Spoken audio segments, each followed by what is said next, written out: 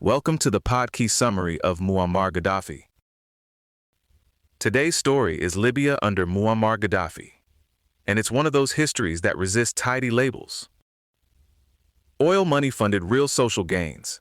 The regime wrapped itself in a language of popular rule and anti-imperial independence, and at the same time it built a system shot through with coercion, contradictions, and personal power.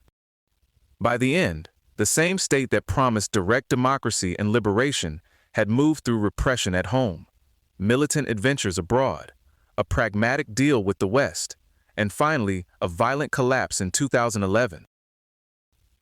One reason Gaddafi's rule can't be dismissed with a shrug is that oil wealth did finance major development.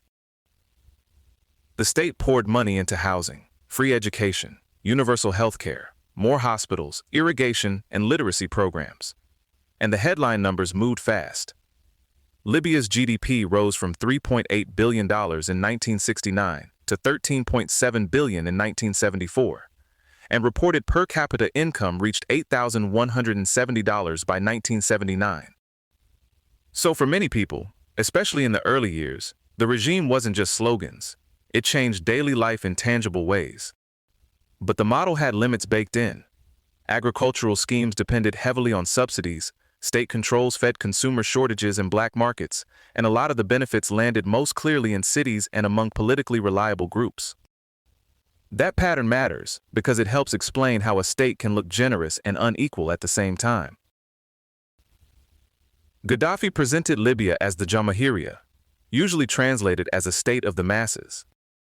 In theory, people would govern directly through basic people's congresses, feeding into a general people's congress, with no need for conventional parties or representative institutions. The sales pitch was that representation itself was a kind of fraud, that handing power to elected intermediaries meant giving up power altogether. In practice, the big decisions stayed concentrated around Gaddafi and a narrow circle of advisors. Political parties were banned, independent unions were banned, unauthorized civic groups were banned, and the congresses mostly worked as a rubber stamp. They could occasionally push back on proposals, but not in a way that changed where real authority lived. This all sat inside Gaddafi's so-called Third International Theory, laid out in the Green Book. He rejected both Western capitalism and Soviet-style Marxism-Leninism and claimed to be offering a universal alternative built from direct participation, Islamic principles, nationalism, and socialism. The theory talked about society returning to a natural equilibrium, but the economic side moved from state capitalism toward near elimination of private enterprise and tighter centralized control. It was also full of contradictions. It spoke of equality between men and women, while still assigning them biologically distinct social roles. And it talked constantly about popular sovereignty while empowering revolutionary committees that could watch, arrest, and punish dissenters outside ordinary legal safeguards. That's a pretty stark gap between the brochure and the building. The regime's revolution depended on coercion as much as participation. Revolutionary committees monitored ideological loyalty, carried out arrests and trials under a loosely defined law of the revolution, and became tied to what many remember as the Green Terror. And repression didn't stop at Libya's borders. After 1980, at least 10 Libyan dissidents were assassinated in Europe within 3 months, with further killings reported in 1981. So the rhetoric of liberation turned into a system that could chase opponents internationally, which is a very different thing from mass empowerment. Foreign policy was similarly expansive and often wildly inconsistent.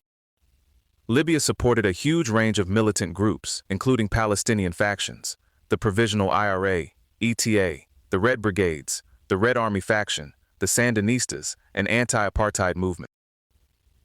Gaddafi described them as liberation movements, not terrorists, and he could switch sides within conflicts, which made the whole thing feel less like a coherent doctrine and more like permanent revolutionary improvisation. This helped isolate Libya from the United States, Britain, Israel, Egypt, Chad, and several African governments. Then came the massive consequences tied to alleged operations, like the Lockerbie bombing and the UTA Flight 772 bombing, which led to UN sanctions and serious economic damage. Gaddafi first cast himself as a pan-Arab leader and repeatedly floated unions with Egypt, Syria, Tunisia, Morocco, and Sudan. None of those plans produced a durable federation, and his clashes with leaders like Anwar Sadat, Hafez al-Assad, King Hassan II, and Saudi Arabia's leadership showed how narrow the space was for his Arab nationalist project.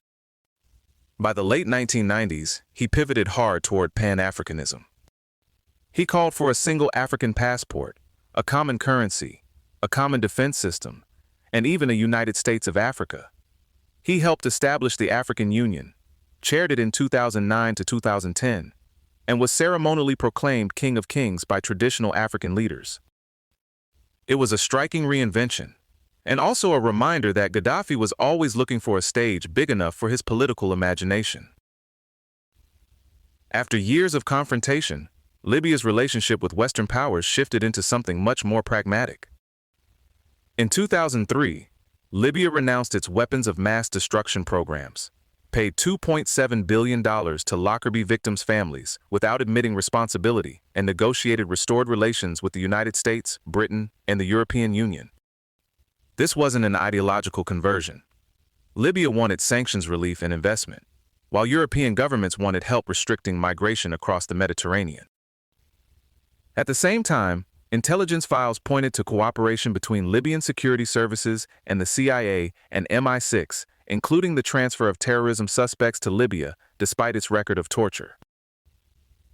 That part is worth sitting with for a second, because it shows how quickly moral language gets flexible when states find each other useful. By 2011, the system was brittle underneath the image of control. The uprising began amid corruption, entrenched patronage, and unemployment reported near 30%, and the government's violent response pushed protests into civil war. NATO air power, along with weapons and training from foreign states, was decisive in helping the National Transitional Council defeat Gaddafi's forces. Gaddafi was captured near Sirte on October 20, 2011, after a NATO strike scattered his convoy. He was then beaten, tortured, and killed by militia members instead of being taken through any legal process. Even at the end, the story closed with another violation, another example of how the war consumed the rules that were supposed to govern it. Libya under Gaddafi left behind a record that's hard to flatten into hero, villain, success, or failure on its own. It was developmental and repressive, anti-imperial and transactional, populist in language, and deeply centralized in reality.